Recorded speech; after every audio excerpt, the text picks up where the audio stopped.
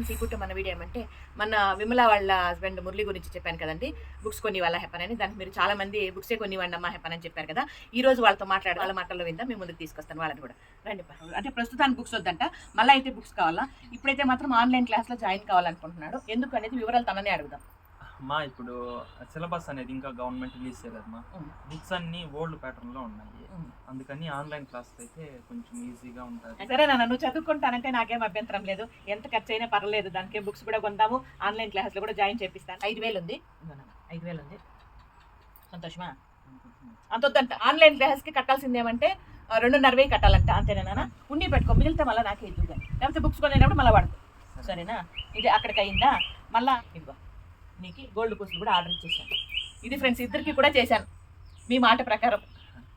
Gold పూసలు అయితే 14,400 రూపాయలు అయింది. తనకు 5,000 ఇచ్చాను. నెక్స్ట్ బుక్స్ కూడా కొనిస్తాను.